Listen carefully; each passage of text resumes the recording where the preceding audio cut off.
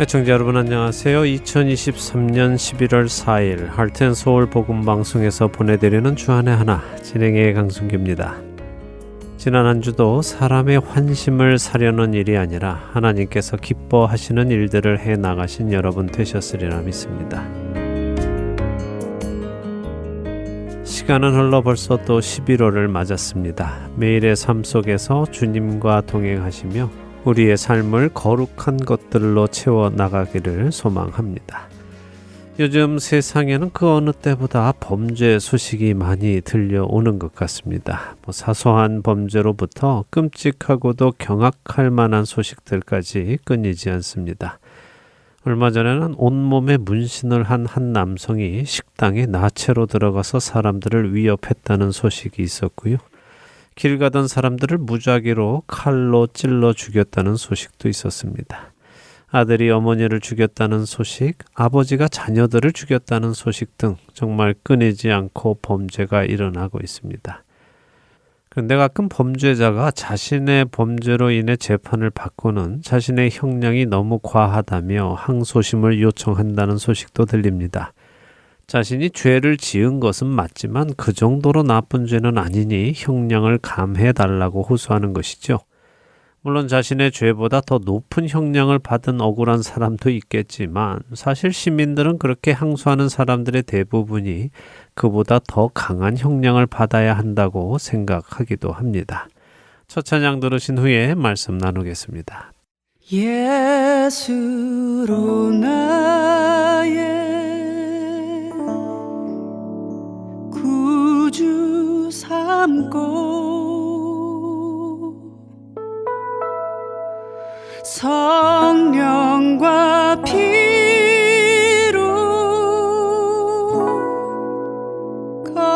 거듭나니 이 세상에서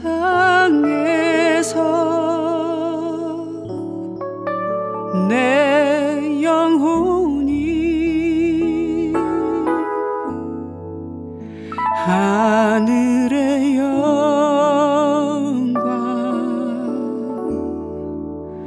누리도다. 예수로 나의 구주 삼고 성령과 피로써 거듭나니 이 세상에서 내 영혼이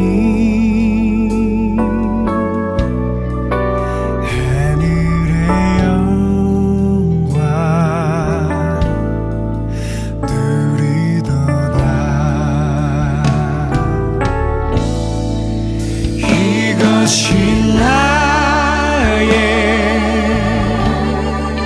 간증이요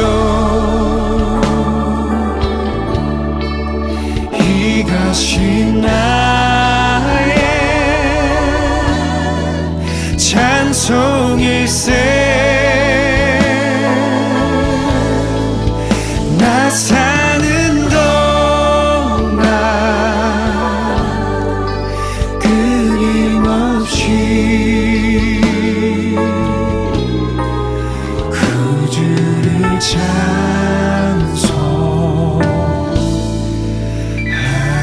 찬송하리로다. 온전히 주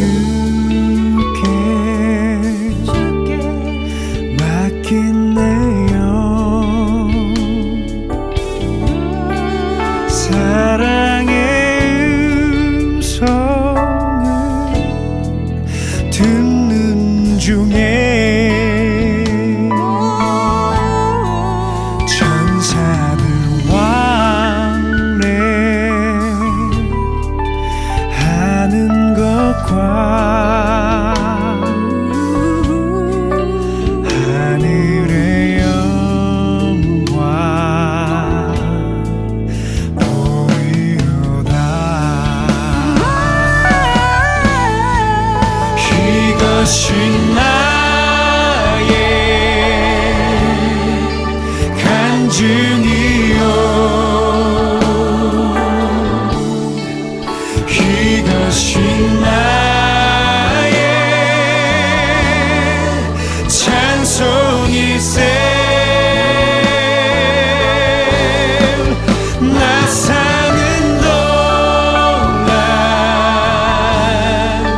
끊임없이 구주를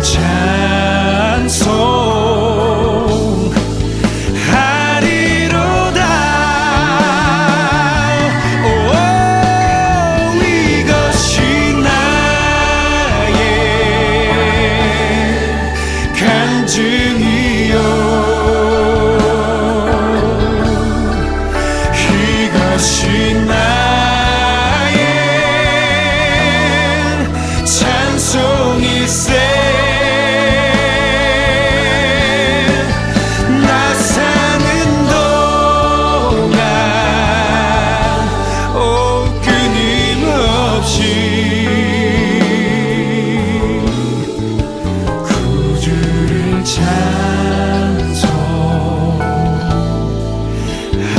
찬송하리로다.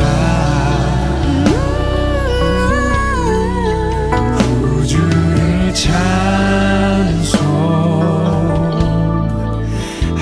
찬송하리로다. 나 사는 동안 구주를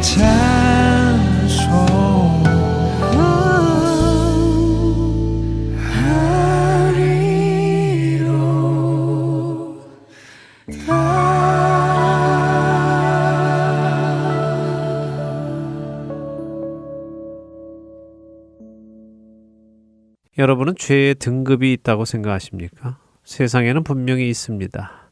마켓에서 과자 하나 훔친 것과 살인 강도의 죄는 비록 둘 다 죄이지만 그 죄의 크기는 다를 것입니다. 죄의 크기가 다르다는 것은 그 죄에 대한 처벌도 다르다는 것이겠죠? 근데 하나님 나라도 그럴까요?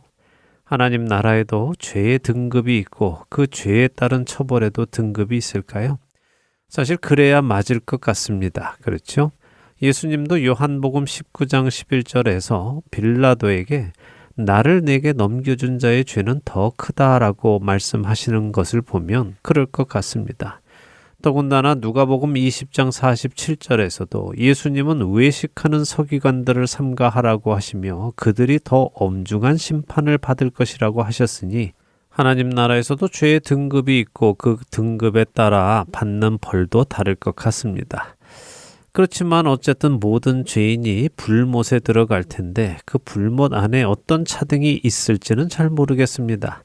불못의 가운데가 더 뜨겁고 가장자리는 덜 뜨겁고 하는 것인지 아니면 자신의 죄에 따라 느껴지는 그 타는 고통이 더 심하고 덜 심한 것인지 그것은 잘 모르겠습니다.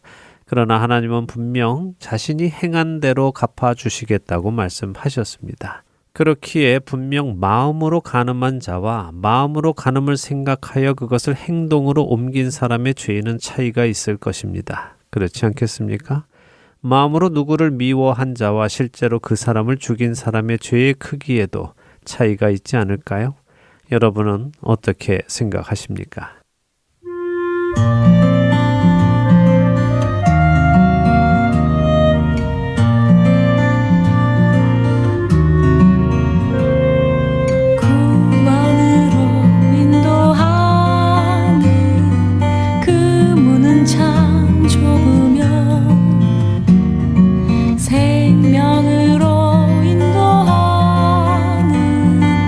그 길은 참 험하니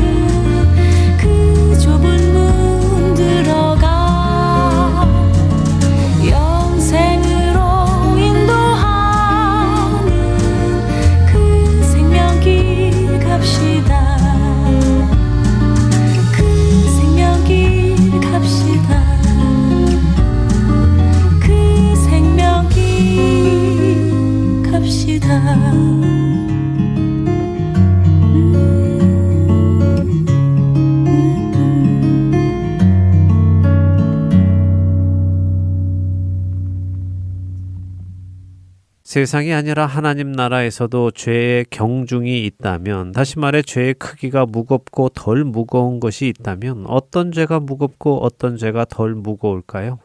만일 살인, 간음, 사기, 거짓말, 강도 이런 죄들이 있다면 어떤 죄가 더 무거울까요? 아마 우리 대부분은 그래도 살인죄가 가장 클 것이라고 생각할 것입니다. 그리고 거짓말 같은 것이 가장 덜 무거울 것이라고 생각하겠죠. 그런데 성경도 그렇게 말씀하실까요? 여러분은 교만이라는 죄에 대해 어떻게 생각하십니까? 교만이라는 죄가 살인죄보다 더 크다고 생각하십니까? 사실 성경학자들은 교만을 가장 큰 죄로 분류합니다. 성경의 여러 곳에서 그렇게 말씀하시기 때문이지요. 여호와께서 미워하시는 것, 곧 그의 마음에 싫어하시는 것이 67가지이니 곧 교만한 눈과 거짓된 혀와 무죄한 자의 피를 흘리는 손과 악한 계교를 꾀하는 마음과 빨리 악으로 달려가는 발과 거짓을 말하는 망령된 증인과 및 형제 사이를 이간하는 자이니라. 잠언 6장 16절에서 19절의 말씀입니다. 하나님께서 미워하시는 것, 곧 하나님께서 싫어하시는 것이 6, 7가지가 있는데 거기에는 분명 거짓말, 살인, 사기, 미움, 시기 등이 있습니다. 그런데 그 중에서도 가장 먼저 꼽히는 것이 바로 교만한 눈이라고 말씀하시죠. 여러분은 이것에 동의가 되십니까? 교만이 거짓말, 미움, 시기, 간음이나 그리고 살인보다도 더 큰 죄라는 것에 동의가 되시는지요? 저는 여러 그룹과 성경 공부를 하고 있는데요. 그 중에 한 그룹에서 이것을 물어본 적이 있습니다. 하나님이 가장 미워하시는 죄가 교만입니다. 교만은 자신이 하나님의 자리에 앉는 것이며 자신이 모든 것의 기준이 되는 죄입니다. 그래서 교만이 가장 하나님께서 미워하시는 죄입니다. 여러분은 이 교만이라는 죄가 살인이나 간음, 거짓말보다 더 큰 죄라는 것을 인정하십니까? 라고 제가 물어보았습니다. 그때 성경 공부에 참가하신 분들은 그렇다라고 답하셨죠. 여러분은 뭐라고 답하시겠습니까?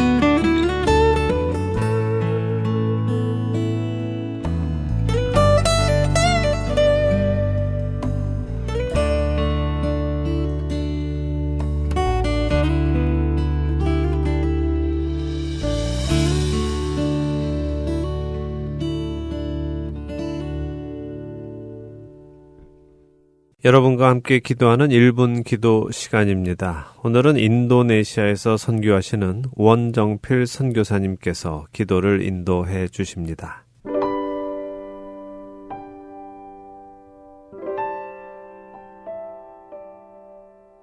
하트앤서울 복음방송 1분 기도 시간입니다.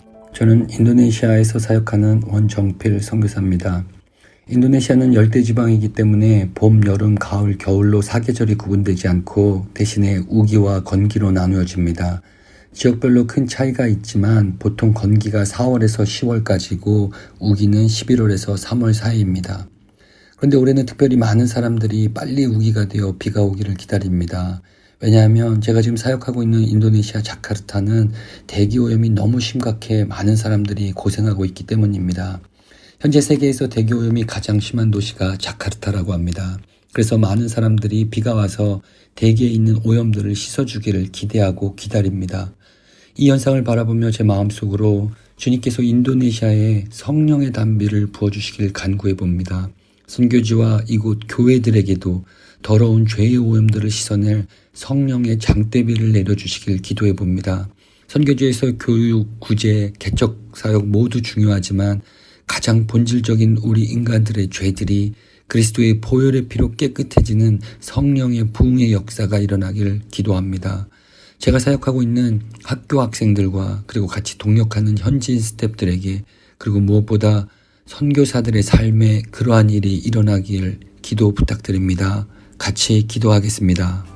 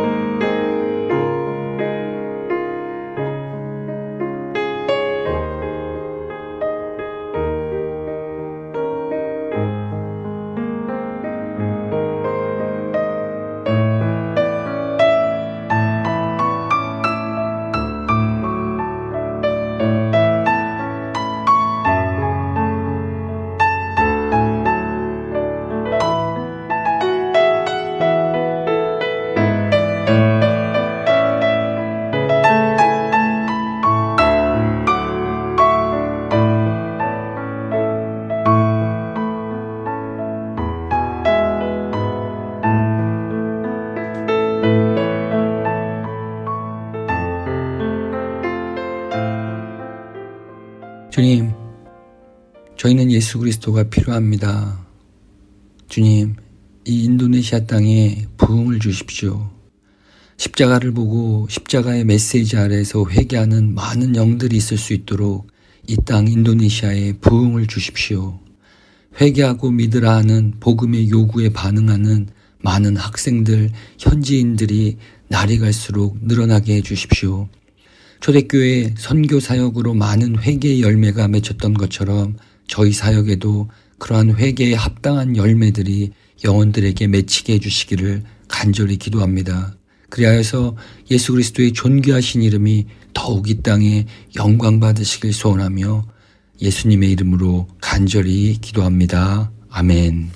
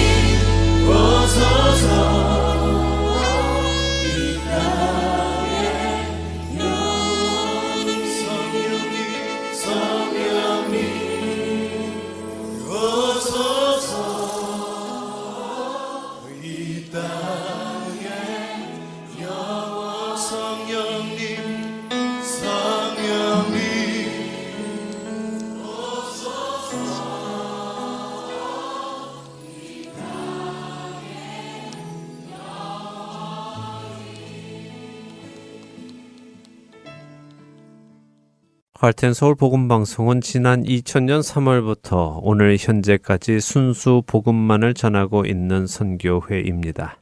매주 댁에서 CD나 MP3 CD로 방송을 들으실 수 있고 스마트폰 앱이나 팟캐스트, 카카오톡과 홈페이지, 그리고 유튜브를 통해 여러분의 스마트폰에서 들으실 수 있습니다.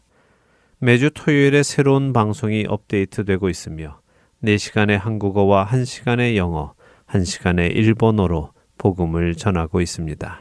CD 신청이나 방송을 듣는 방법에 도움이 필요하신 분들은 방송사 사무실 전화번호 602-866-8999로 해주시면 안내해 드리겠습니다. 할텐서울 복음방송사에서는 방송 검토로 동역하실 봉사자를 찾고 있습니다.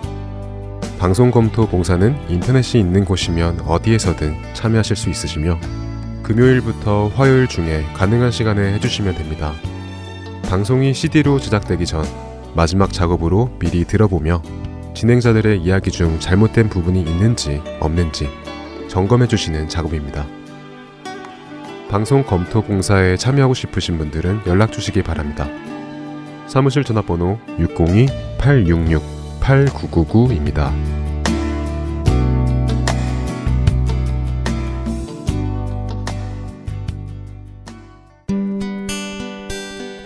기쁜 소식 사랑으로 땅끝까지 전하는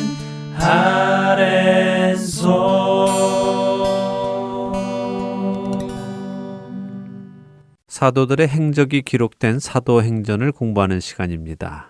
내 증인이 되리라로 이어드립니다.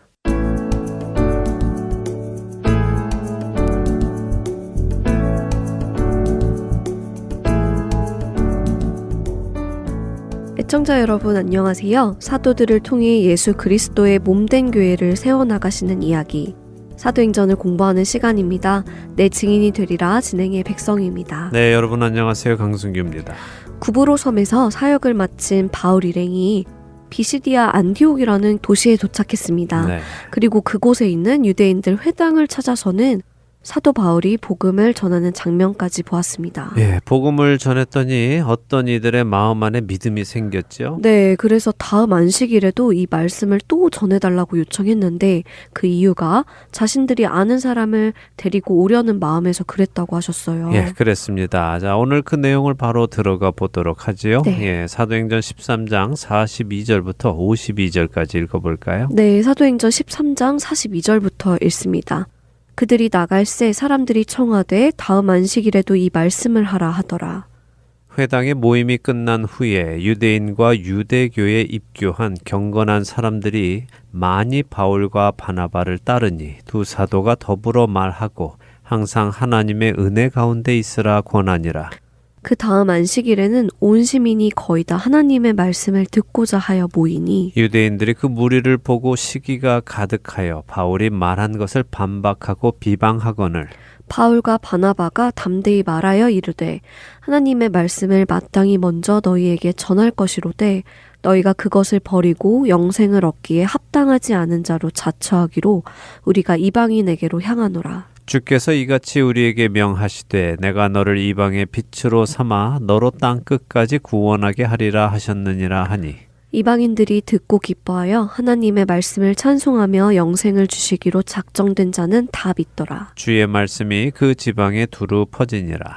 이에 유대인들이 경건한 귀부인들과 그 신의 유력자들을 선동하여 바울과 바나바를 박해하게 하여 그 지역에서 쫓아내니 두 사람이 그들을 향하여 발에 티끌을 떨어버리고 이고니온으로 가거늘. 제자들은 기쁨과 성령이 충만하니라. 네, 자 말씀드린 대로요 사도 바울 일행이 말씀을 전했더니 네. 어떤 사람들이 다음 안식일에도 말씀을 전해주세요 하고 요구를 했고요. 또 유대인들과 유대교에 입교한 사람들이 바울과 바나바에게 와서는 그들과 교제를 하기 시작했습니다. 바울 일행이 전한 복음이 믿어졌나 봐요. 그리고 하나님을 더 알고 싶어하는 것 같네요. 그렇습니다. 경건한 자들이니 이미 하나님을 알고자 하는 자들이었고요. 네. 그런 그들에게 진리를 전해주니 더 깊이 알고 싶은 것입니다.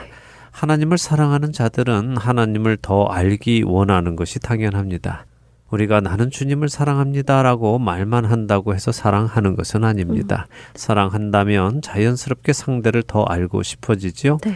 그렇기에 내가 정말 주님을 사랑하는지 알려면요. 내가 주님을 더 알고 싶어 하는지, 그리고 더 알기 위해 노력하고 있는지, 내가 주님을 알아가고 있는지를 확인해 보면 될 것입니다. 어떠세요, 백성희 아나운서는 주님을 더 알아가려 하십니까? 네, 주님을 더 알고 싶습니다. 그래서 이렇게 부족한 가운데서도 이 프로그램에 동참했습니다. 주님을 더 알기 원해서요. 네, 좋습니다. 주님을 더욱 알아가는 우리가 되기를 네. 바랍니다. 네. 자, 이렇게 사람들이 관심을 보입니다. 바울과 바나바가 전한 복음의 소문이 퍼져나갔습니다. 그래서 다음 안식일이 되자 유대교에 들어왔던 자들은 물론 관심 있던 이방인들까지 다 나와서 그 진리의 말씀을 듣고자 하지요. 온 시민이 거의 다 하나님의 말씀을 듣고자 해서 모였다고 하시네요. 이들이 유대인들이 아니라 이방인들이죠. 네, 그렇습니다. 이것은 대단한 일이죠. 네. 자, 그런데 생각을 좀 해보죠. 왜 이렇게 많이 모였을까요? 사실 지금껏 유대교에서 듣던 것과는 다른 내용을 듣게 되었기 때문일 것입니다.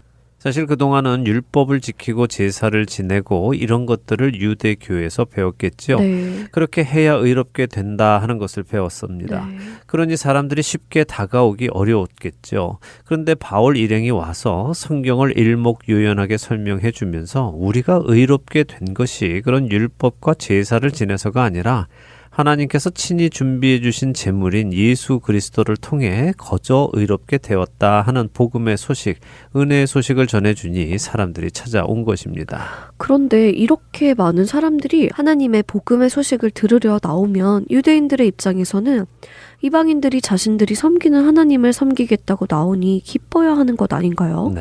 그런데 왜 이들은 이렇게 나오는 무리를 보고 시기가 가득하여 바울이 말한 것을 반박하고 비방할까요? 그러게 말입니다. 그런데 사실 생각해 보면요. 이 유대인들, 그러니까 이 회당에 바울 일행이 오기 전부터 있던 자들도 그동안 하나님을 전했습니다. 네. 그래서 몇 명의 개종자들도 생겼죠. 유대교에 입교한 자들이 그들의 열매였습니다. 하지만 그리 많지는 않았습니다. 그런데 바울 일행이 와서 같은 하나님을 전하니 일주일 만에 사람들이 몰려듭니다. 비시디아 안디옥에 살며 진리에 목말라 하던 사람들이 몰려 나온 것이죠. 자, 이런 모습을 볼 때 죄성이 있는 사람들은요, 시기심이 일어납니다. 겸손한 사람은요, 내가 할 때는 잘 안 됐는데 다른 사람이 하니까 잘 되는 것을 보면서 아이고 참 잘 됐습니다. 그동안 전도를 잘 못해서 걱정이었는데 이렇게 많은 사람들이 오게 하시니 감사합니다. 이렇게 하신 하나님을 찬양합니다. 라는 반응을 보이는 것이 정상입니다. 네. 하지만 교만한 사람은요, 내가 아닌 다른 사람이 더 잘하는 것을 시기하지요. 하나님의 나라, 곧 복음이 전해지는 것을 기뻐하는 사람이라면 이런 일을 기뻐했을 텐데 그렇지 못한 것이군요. 그렇죠. 그래서 이들은 바울의 설교를 반박하고 비방하기 시작합니다. 자, 생각해 보세요. 지난주에 이들은 바울의 설교를 반박하거나 비방하지 않았습니다. 왜요? 바울이 진리를 전했기 때문이죠. 네. 근데 지금 반박하고 비방을 시작합니다. 자, 진리를 반박하고 비방하려면 어떤 이야기를 해야 가능할까요? 진리가 아닌 거짓을 말해야 반박이 가능하고 비방이 가능한 것 아닐까요? 네, 당연하죠. 진리를 반박하려면 거짓말을 해야 하는 것입니다. 그러니 여기 이 유대인들이 시기심이 생겨서 진리를 반박하고 비방하기 시작하는 것입니다. 네. 그래서 진리 위에 서는 것이 중요한 네. 것입니다. 이 유대인들처럼 자신을 위해 진리를 버리는 우둔한 일을 해서는 안 되죠. 자, 이렇게 지난주까지는 잘 들었던 유대인들이 갑자기 시기심이 생겨서 바울과 바나바를 반박하고 비방하니까 바울과 바나바가 어떻게 합니까? 어떻게 대응하나요? 담대히 그들을 꾸짖네요. 그렇습니다. 바나바와 바울이 아유 형제님들 왜들 이러세요? 오해입니다. 오해. 우리는 다 같은 복음을 전합니다. 같이 들으시죠. 이렇게 회유하지 않지요. 네. 오히려 그들에게 담대하게 말합니다. 너희가 유대인이기에 하나님의 택하신 백성이기에 우리가 하나님의 말씀을 너희에게 먼저 전했다. 그런데 너희가 스스로 그 하나님의 말씀을 버리고 영생 얻기에 합당하지 않은 사람임을 스스로 나타내니 우리는 더 이상 너희에게 말씀을 전하지 않고 이방인에게로 가겠다 하고 단호하게 그들과의 관계를 끊습니다. 바로 이런 잘못된 시기심이 유대인들 안에 있기 때문에 주님이 우리를 택하셔서 이방인의 빛으로 삼고 땅끝까지 구원을 전하게 하시겠다고 하신 것이다 하면서 그들의 잘못을 꾸짖죠. 바울과 바나바의 이런 말을 듣고 유대인들의 마음은 변화하지 않는데요. 이방인들은 듣고 기뻐했다고 하시죠. 네, 하나님이 택하신 자들은 모두 다 믿고 하나님을 찬송했다고 하시네요. 그리고 주님의 말씀이 그 지방 두루에 퍼지고요. 네, 이방인들 가운데 택함 받은 자들에게는 이렇게 하나님의 말씀이 왕성하게 퍼져 나갑니다. 그러나 안타깝게도 유대인들은 돌이키지 않지요. 안타깝네요. 분명 첫 번째 주에는 그 말씀을 듣고 더 듣고 싶은 생각도 들었었는데 시기심 때문에 이렇게 구원에서 멀어지게 된다는 것이요. 맞습니다. 안타까운 일입니다. 이들이 돌이키지 않을 뿐 아니라요. 오히려 경건한 귀부인들과 유력자들을 선동해서 바울과 바나바를 그 지역에서 더 이상 말씀을 전하지 못하도록 쫓아냅니다. 아이고 저런. 너무 나쁘네요. 그런데 좀 이상해요. 이 경건한 귀부인들이라면 하나님을 경외하는 사람들일 텐데 그녀들이 이 나쁜 유대인들에게 동조한 것인가요? 예, 안타깝게도 그랬습니다. 그녀들이 하나님을 찾아서 유대교로 개종은 했지만 진리 위에 서지 못하고 악의 편에 서게 되었고 악에게 쓰임을 받은 것이죠. 여기 박해하여 쫓아냈다 하는 것은요, 신체적인 형벌을 받도록 했다 하는 것입니다. 귀부인들이니 그들의 남편들이 권력에 있는 사람들이라는 뜻이고요. 그렇기에 남편의 권력을 이용해서 바울 일행에게 죄를 만들어 뒤집어 씌우고 벌을 주어 내쫓은 것이죠. 공권력으로 억지로 내쫓은 것이군요. 네, 하지만 바울 일행의 반응은 아주 성경적입니다. 그들은 단순히 발에 티끌을 떨어버리고 그곳을 떠나 이고니온이라는 곳으로 가지요. 자, 왜 이것이 성경적입니까? 예수님께서 마태복음 10장 14절에서 제자들을 영접하지 않고 제자들의 말을 듣지 않으면 그 집이나 그 성에서 나가서 발에 먼지를 떨어버리라 라고 하셨죠.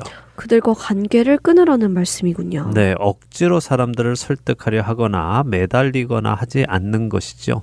가야 할 곳도 많고요. 전해야 할 사람이 많습니다. 네. 자, 이렇게 비시디아 안디옥을 떠나는 바울 일행의 기분이 어떻습니까? 축 처져 있나요? 실망하며 갑니까? 아니요. 제자들은 기쁨과 성령이 충만했다고 하시는데요. 예, 자, 이게 어떻게 가능할까요? 방금 박해를 받았습니다. 그리고 그 지역에서 쫓겨났습니다. 그런데 어떻게 기쁨이 있을까요? 그러게요. 상황에 상관없이 성령이 충만해 있으니까 기쁜 것 아닐까요? 예, 그렇기도 하겠죠. 그러나 또 다른 이유가 있는데요. 그것은요, 이런 일이 있을 것을 이미 알고 기대하고 있었기 때문입니다. 자, 생각해 보세요. 만일 복음을 전하는 바울 일행이 우리가 이곳에서 복음을 전하면 하나님께서 우리를 형통하게 해주실 거야. 사람들이 모두 우리 말을 들을 거야 하는 기대를 가지고 왔다면 실망했을 것입니다. 그랬겠죠? 그런데 사도들은 이미 예수님으로부터 너희가 내 이름으로 인하여 고난을 받을 것이고 미움을 받을 것이고 거짓말로 고소를 당할 것이다 하는 것을 다 알려주셨잖아요. 아, 그렇네요. 전에 예루살렘에서 사도들도 이미 예수님의 그 말씀을 다 기억하고 기대하고 있었기 때문에 그들이 박해를 받을 때 오히려 주의 이름을 위하여 능욕받는 일에 합당한 자로 여기심 받은 것을 기뻐했었죠. 네. 역시 같은 이유이군요. 그렇습니다. 그래서 우리는 주의 일을 하면서요, 근거 없는 기대를 하면 안 된다고 제가 계속 말씀드리는 겁니다. 네. 근거 없는 기대를 하다 보면요, 실망하게 됩니다. 그냥 예수님의 말씀을 기억하며 쉽지 않을 것이다, 방해를 받을 것이다, 고난과 박해를 받고 억울한 일을 많이 당할 것이다 하는 기대를 하면서 복음을 전하면요, 그런 일이 있을 때 전혀 실망하지 않습니다. 오히려 사람들이 거절하지 않고 받아들일 때 기쁨은 더욱 커지게 되고요.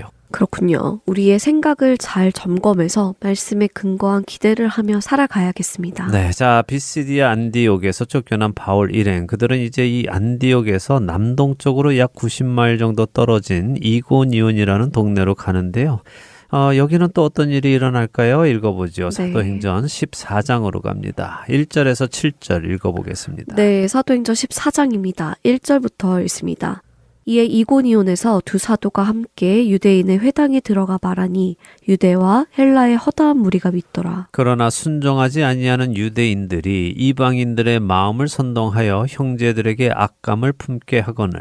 두 사도가 오래 있어 주를 힘입어 담대히 말하니 주께서 그들의 손으로 표적과 기사를 행하게 하여 주사 자기 은혜의 말씀을 증언하시니 그 시내의 무리가 나뉘어 유대인을 따르는 자도 있고 또 두 사도를 따르는 자도 있는지라.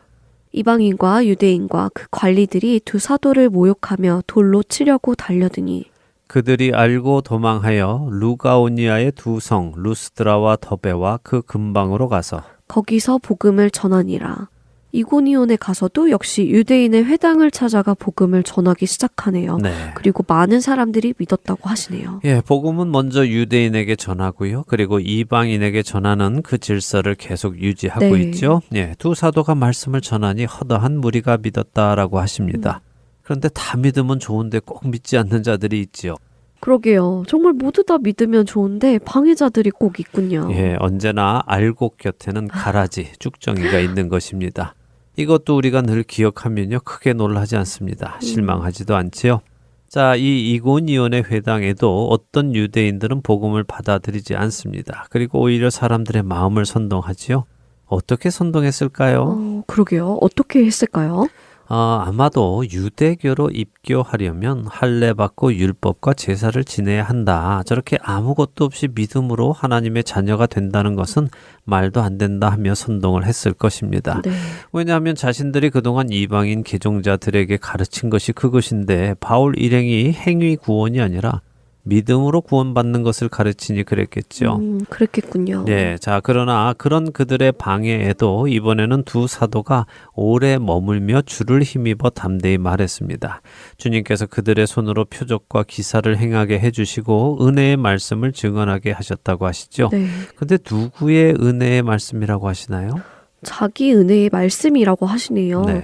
자기 은혜의 말씀이면 예수님 스스로의 은혜의 말씀이라는 말씀인가요? 네, 주님 스스로 이 일을 하신다는 것입니다. 주님의 말씀을 그들을 통해 스스로 증언하셨다는 것이죠.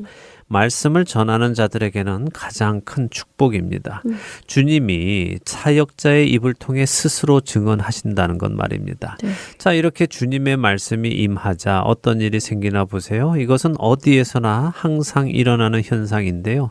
그것은 바로 빛과 어둠이 나뉘는 것입니다. 믿는 자와 믿지 않는 자가 나뉘고 생명에 속한 자와 사망에 속한 자가 나뉘게 되지요. 그렇네요. 사람들이 나뉘어서 믿지 않는 유대인들을 따르는 사람과 바울 일행을 따르는 사람으로 나뉘네요. 네, 물론 여기 시내의 무리들은 이고니온의 모든 사람을 말하지는 않습니다. 그동안 유대교를 믿어왔던 이고니온 사람들이 둘로 나뉘었다 하는 것인데요. 자, 이렇게 나뉘게 되자 반대파들이 또 힘을 씁니다. 특별히 회당의 관리, 그러니까 회당장 같은 사람의 지휘 아래에서 조직적으로 두 사도를 모욕하고 비방하고 그들을 돌로 치려고까지 달려들지요. 죽이려는 것인가요? 너무 심한데요. 예, 그들이 돌로 치려 했다 하는 것은 두 사도를 하나님을 모독하는 것으로 몰아갔다 하는 말입니다. 이것이 거짓의 속성입니다. 거짓은요, 진리와 대면하면 무엇이 진리인지 알려고 하지 않습니다. 진리를 알고 거짓을 버리고 진리 안에 거하려 하지 않지요. 오히려 거짓은 진리를 없애려고 합니다. 이런 이유로 복음을 전하는 자들, 곧 진리를 전하는 자들에게는 환난과 박해가 찾아오는 것입니다. 이런 시도가 생기니 사도들은 그곳을 피합니다. 그래서 이고니온에서 더 남쪽에 있는 루스드라와 더베라는 지방 근처로 가서 또 복음을 전하죠. 어디를 가나 일어나는 일은 거의 비슷하네요. 회당을 찾아 복음을 전하고 복음을 전하면 믿는 자들이 생기고 믿는 자들이 생기면 믿지 않는 자들이 방해를 하고 그리고 그 방해가 점점 심해져서 그곳에서 떠나도록 하고요. 네. 그러면 사도들은 또 다른 곳에 가서 복음을 전하고 하는 이 일이 반복되네요. 예, 그것이 복음 전하는 자들에게 맡겨진 일입니다. 늘 드리는 말씀이지만 복음을 전하는 자들의 사명은 보냄 받은 곳에 가서 복음을 전하는 것 그뿐입니다.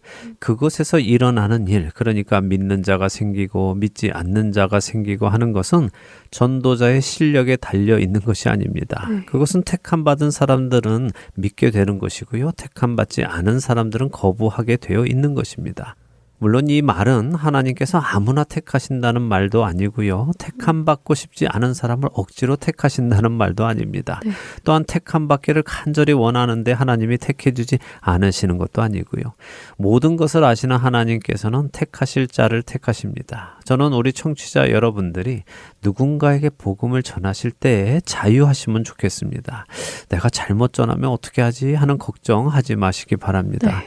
물론 제대로 알고 전해야 하지만요. 그런데요, 여기 보세요. 이것은 실력의 문제가 아닙니다. 실력의 문제라면 바울과 바나바는 항상 성공해야 하지 않겠습니까? 아니, 더 나아가서 예수님의 말씀을 들은 사람들은 모두 믿었어야 하지 않았겠어요? 생각해보니 그렇네요. 예수님이 직접 말씀하셔도 믿는 사람보다 믿지 않는 사람이 더 많았다는 것을 잊고 있었어요. 네, 예수님이 실력이 없으셔서 그런 것은 절대 아니잖아요. 그렇죠.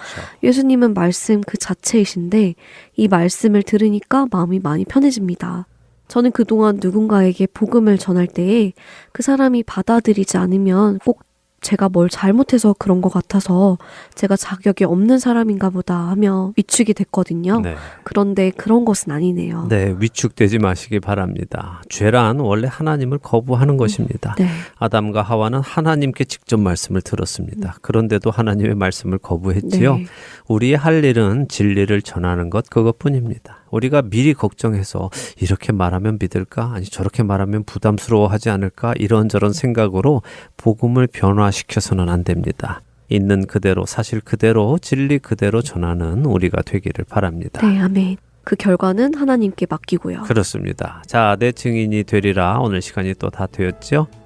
다음 주에 계속해서 진리를 전해 나가는 사도들의 이야기 보도록 하겠습니다. 네, 한 주간도 주님 안에서 진리를 전하시는 여러분 되시기 소망하며 마칩니다. 안녕히 계세요. 안녕히 계십시오.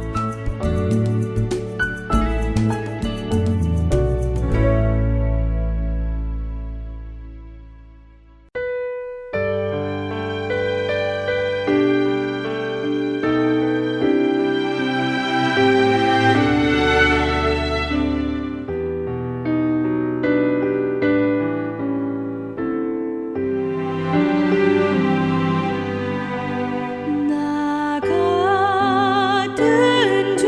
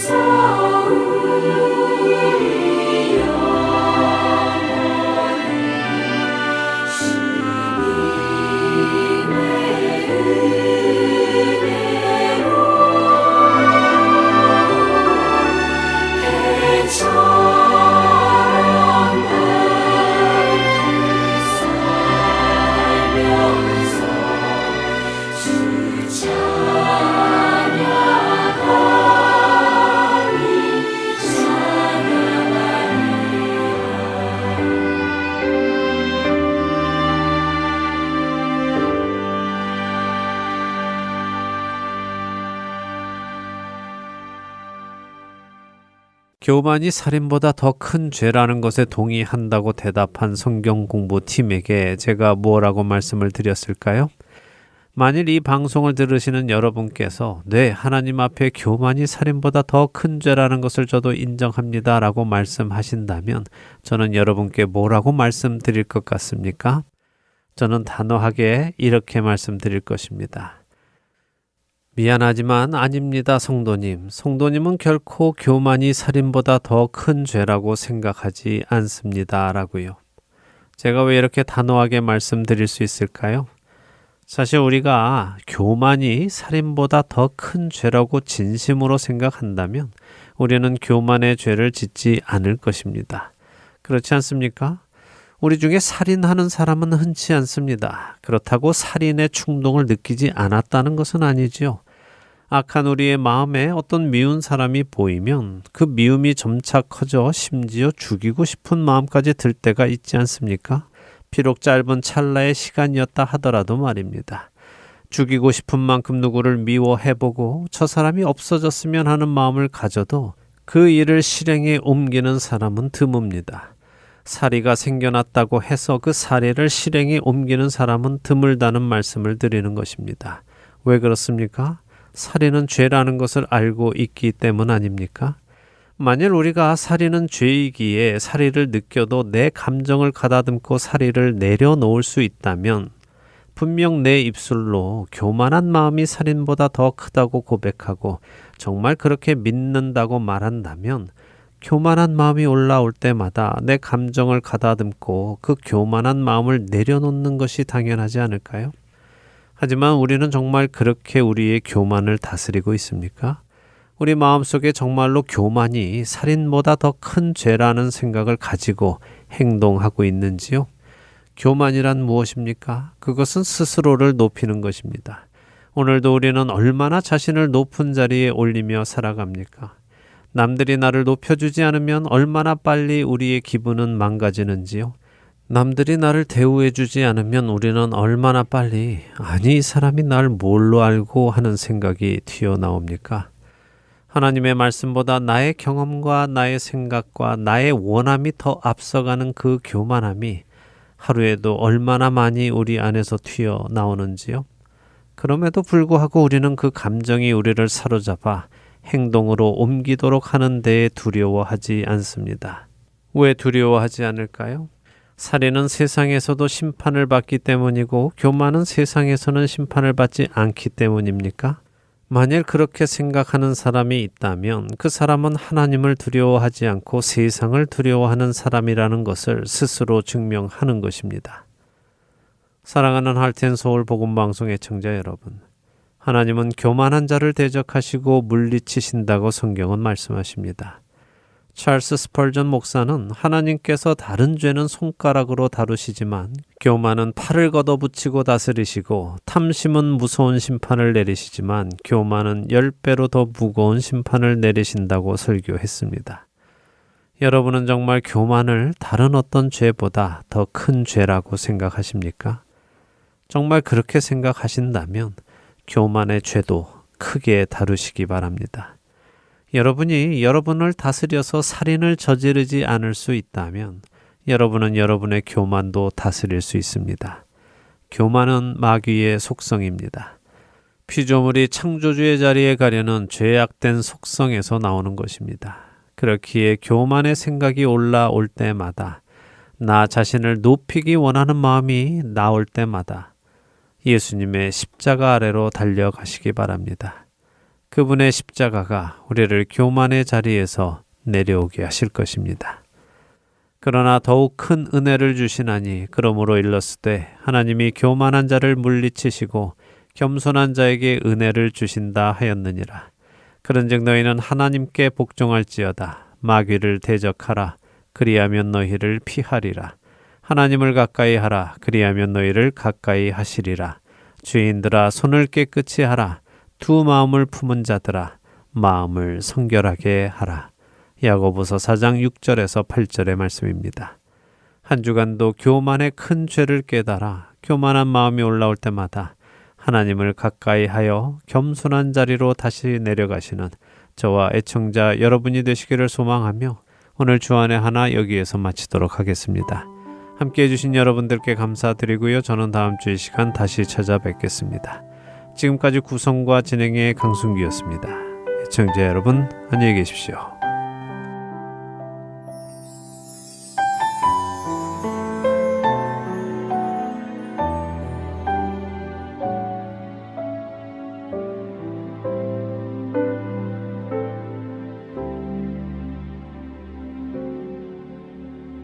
내 주를 가까이 하게 함은